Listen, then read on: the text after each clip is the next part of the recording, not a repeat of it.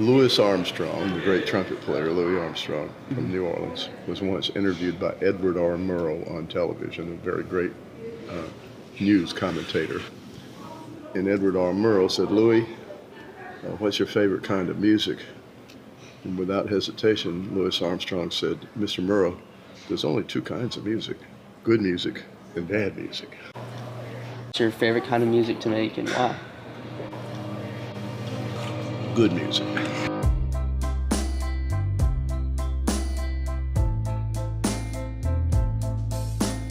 When I was coming up as a kid, the big thing was the English invasion. The Beatles, the Who, the Rolling Stones, all of the English groups. But all of the English groups, their favorite music, they started out as being rhythm and blues bands, which were highly influenced by Muscle Shoals music. There was a guy named Arthur Alexander who wrote a song called Anna, and he wrote another one called You Better Move On. That was the first hit out of Muscle Shoals, and that was recorded. Both those songs were recorded by the Beatles and the Rolling Stones. On through the 50s, all the colleges had dance bands. So it was a big jazz orchestra, and that's what everybody danced to in those days. You know, you put on your tux and the ladies with their evening gown, and they went out and danced to an orchestra and had a fine meal. And so supper clubs were the big thing, where you go and get a gourmet meal and dance to a great orchestra.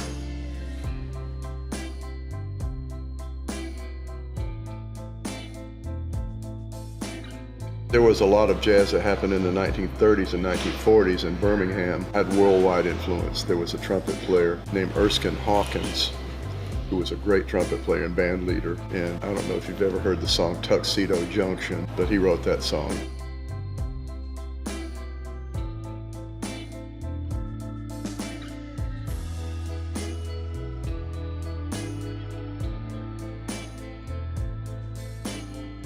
Blues is more rural based.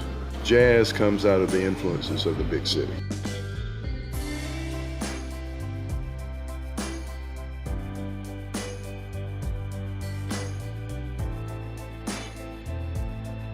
One word, soulfulness. It sounds more real. It reaches the hearts of people.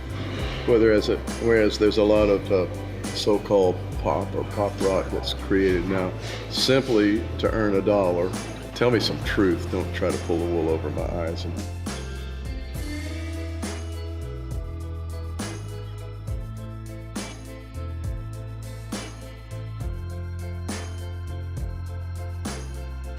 There's more, you put more of yourself into jazz because there's a lot of improvisation involved in it. So there's more of your personality, the player's personality. Whereas the approach in classical music is to play the notes as perfectly as the composer wrote them. I call what classical musicians do replicating the music, whereas what jazz musicians I call, when they're improvising, they're making music. They're composing music right there on the spot.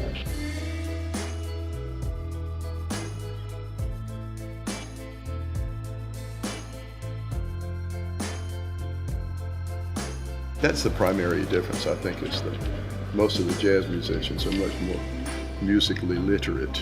You go out and you tour with Paul Simon, or you tour with Stevie Wonder, or you tour with some big name pop group.